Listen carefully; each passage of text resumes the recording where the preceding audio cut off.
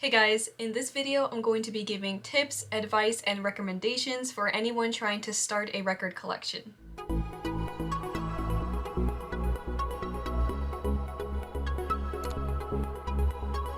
Recently, I've been getting a lot of comments with a lot of different people asking me different things about how to start a record collection, so I'm assuming these are all beginners, and I have made a lot of videos in the past explaining tips and advice and stuff like that, but I think now would be a good time to make an updated video. I'm going to be talking about what equipment you need to get started and just some resources that you can use to help you start. Any product or resource that I mention in this video will be linked in the description. If you do buy something from my links, I do get a small commission from it. I also want to say I am not an expert. I've been doing a ton of research over these last few years that I've been a record collector, but I am nowhere near an expert, so if I get something wrong, let me know in the comments.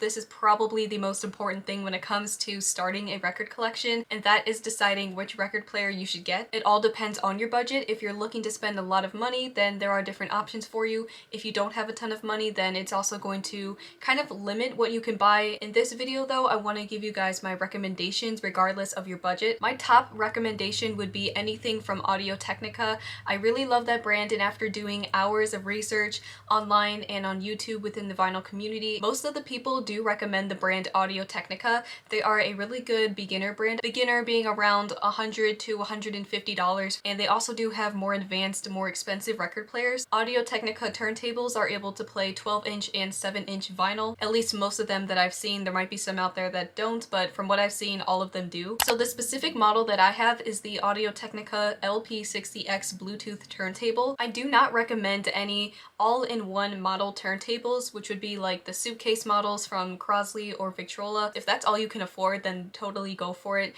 Don't let that stop you from getting into the hobby. But if you are looking for something with a higher quality, I would recommend Audio-Technica. The all-in-ones or the suitcase model ones just do not have the best sound quality because they do have built-in speakers, and that's not going to be as good as quality as having external speakers. Those can also eventually lead to damaging your records because a lot of the parts in those turntables are just not the best quality, which is why they are pretty cheap, around $50 or so. I would recommend skipping an all-in-one system and going for something a little bit better like Audio-Technica. But just to keep things simple and assuming you don't have a ton of money, I would say go with an LP60X. This is a really good bass turntable. Right now I'm using the Audio-Technica LP60X Bluetooth turntable, although I do have a few other turntables. This is the one I use the most. These are also fully automatic turntables, so if you're new to record collecting and you don't really know how to use a record player, it's really easy because this automatic system does everything for you. It plays the records for you. The stylus is also replaceable, so if it gets damaged or broken, you can replace it, or you can even upgrade to a better one. So I think Audio-Technica is an amazing brand just because it is so customizable.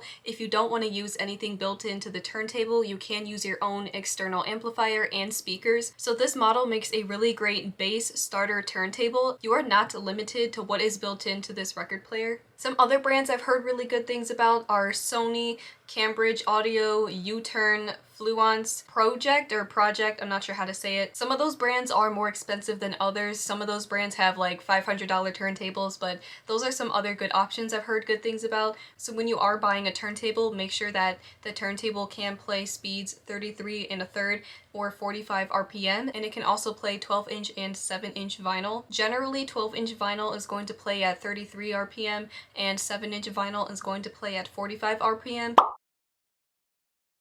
So assuming that you get a record player that does not have built-in speakers, such as the Audio-Technica models I just mentioned, then you are going to need a pair of external speakers to listen to your music. Speakers do play a big role in how the vinyl sounds. The vinyl records themselves can affect the sound quality depending on how well they were mastered or pressed, but of course the speakers are going to play a big role in that as well. So you do want to make sure you have a good quality or a good decent pair of speakers to get you started. So I have the brand Acoustics. I got these as a birthday gift. These are Bluetooth speakers. I wanted to have Bluetooth as an option, but it does also have a wired connection option, which I'll get to in a little bit. So I do recommend my Acoustics speakers if you are looking for Bluetooth speakers to go with your Bluetooth turntable.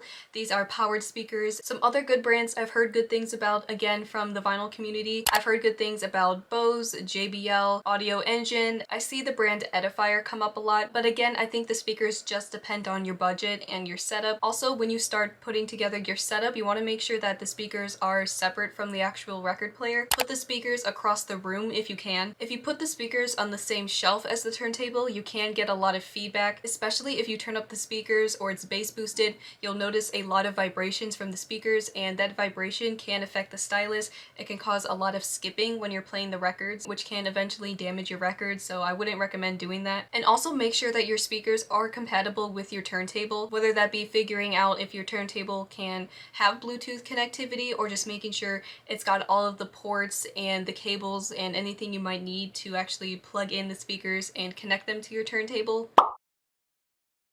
Another thing I want to talk about is Bluetooth. I see this a lot with new record collectors such as myself. Bluetooth is kind of what got me started record collecting. I grew up in the Bluetooth generation just because of how convenient it is and kind of because of my age. Having a Bluetooth pair of speakers, being able to use that with my turntable and my phone makes it very easy for me to get started record collecting. That's kind of all I knew until I did more research. So it is a great option to get you started. Cabled or wired speakers are always going to have a cleaner, crispier sound. The sound is going to be a lot more clear compared to speakers that have Bluetooth or speakers that use Bluetooth. For my first 2 years or so as a record collector, I only used the Bluetooth feature on my turntable and speakers just because the cable would not reach, so I wasn't able to hook up my speakers directly to the turntable. But after a few years, I finally found an adapter and a cable that was long enough, so I switched to a wired connection. And once I stopped using the Bluetooth connectivity, I immediately noticed a difference in the sound. It was a lot cleaner, a lot less surface noise, a lot quieter, and just all around a better listening experience. So if you only want to use Bluetooth, then get a Bluetooth turntable. If you want the option because you think maybe one day you want to try using cabled speakers, then you can get a Bluetooth turntable that does have that output. You just need to check if the Bluetooth turntable you get has an analog out port so that you can connect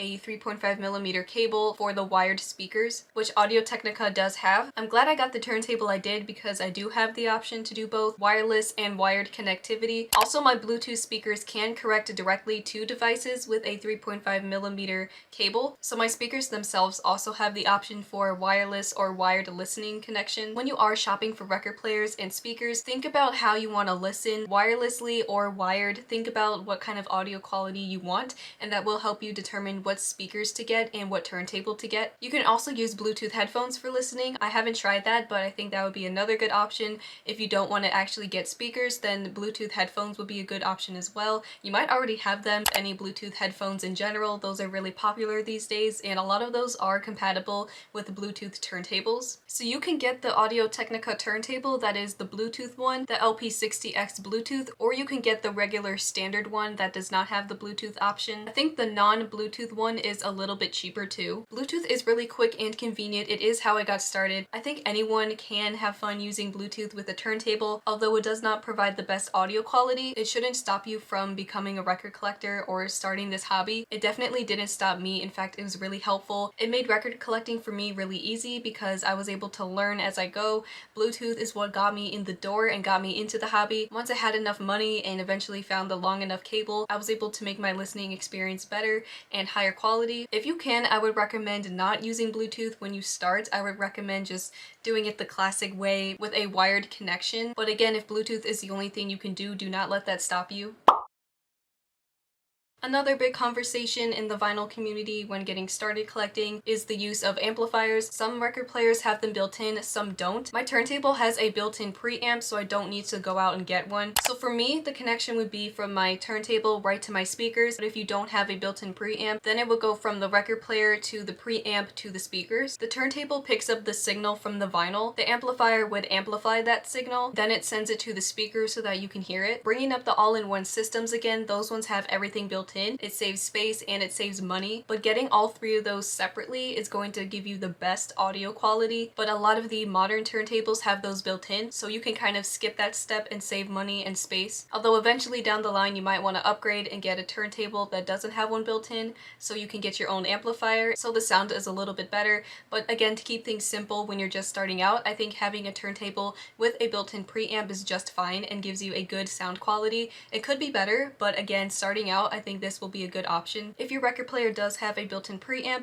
all you are going to need is speakers. Speakers with volume control so you can actually hear the music being played and adjust the volume. I've also heard that speakers themselves could have built-in preamps to regulate the volume, although my speakers don't have anything built in. I would also recommend you get powered speakers. If you get passive speakers, that means they are not powered, they are not plugged in, then I think you will need an amplifier. The Audio Technica LP60X record players also have a switchable phono preamp. If you want to use the built-in internal preamp, you can, or you can switch it so that you can use your own amplifier. Here is a little bit more information on that. The Audio Technica LP60X turntables can be used with an amplifier or stereo receiver to connect to passive speakers or powered speakers. If you want to pause this and read it, you can. It does offer a little bit more information on what I'm talking about. It explains the difference between the passive and powered speakers. These models are very customizable because you can add your own amplifier to this if you want to. That's why I highly recommend the Audio Technica LP60X for any beginner.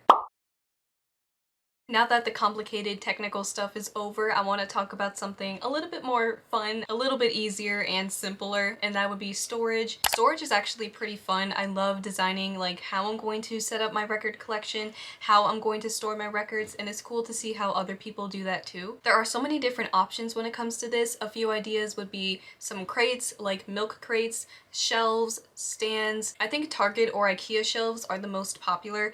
Target has a really popular like cube shelf, and so does IKEA. The Calyx one from IKEA is really popular. Amazon has a lot of good shelving options as well. And again, it depends on your space and your budget, how you want to store this. This is entirely up to you. I'm just giving some ideas. Whatever you do, just make sure that you store your records vertically and out of heat. You don't want to stack them on top of each other because all of that pressure is going to eventually ruin your records. Make sure you store them vertically like books at a library. And also vinyl does melt in extreme heat, so make sure to keep them out of extreme heat.